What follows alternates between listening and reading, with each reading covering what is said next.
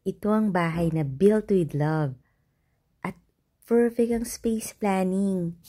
Nasa magandang community ng Portofino Subdivision, Las Piñas. May 6-car garage, may malaking garden, may gazebo. Under the gazebo, nandiyan yung cistern. Tapos talagang ang ganda ng community.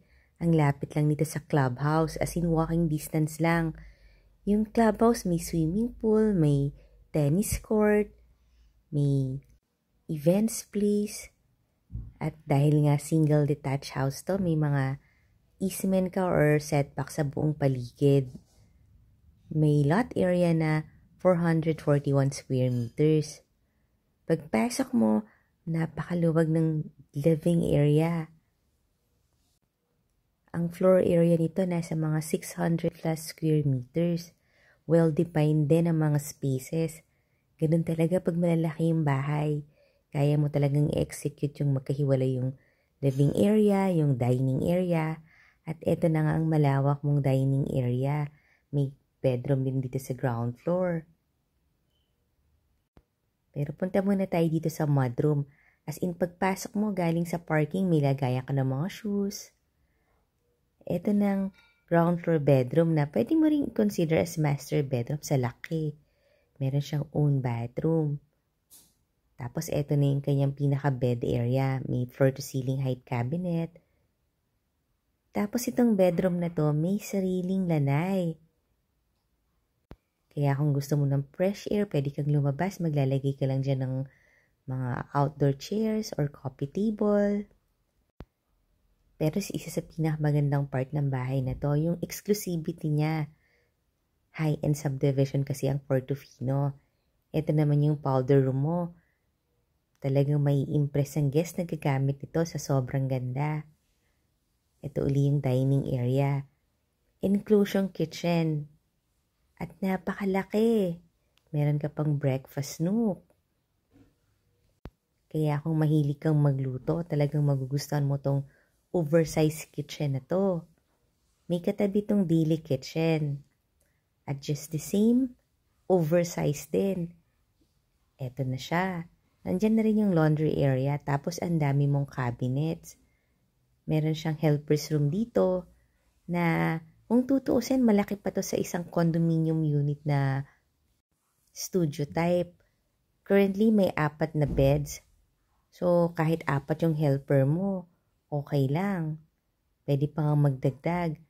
Tapos, ito yung kanyang bathroom. May hot and cold water heater pa yung bathroom sa helper's room. Balik tayo uli dito sa iyong kitchen at living area. Meron tong total of 5 bedrooms plus family room. 3-level house to. At punta muna tayo dito sa family area na napakalaki din. Lahat ng spaces syempre oversized.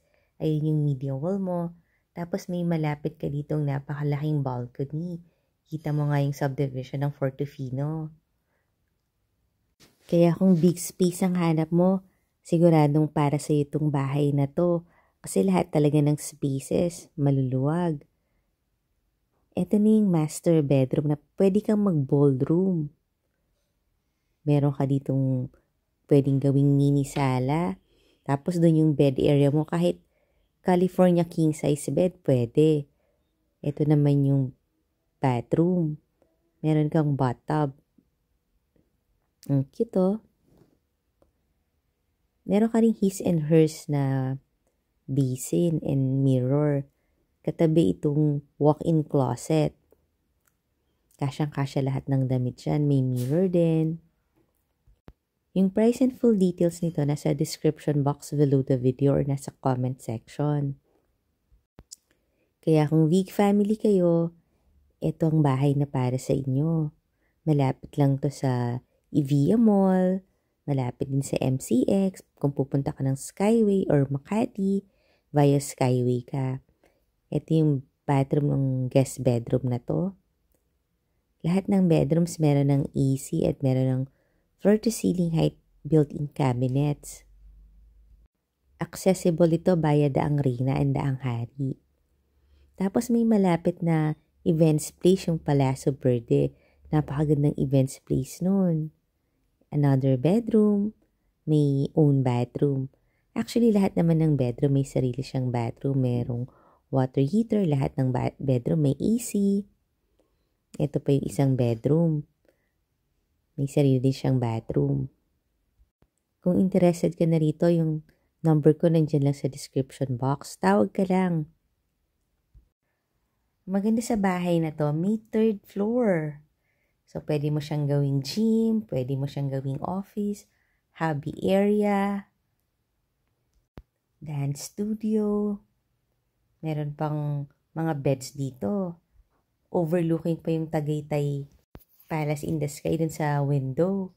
Ang laki ng space dito sa third floor.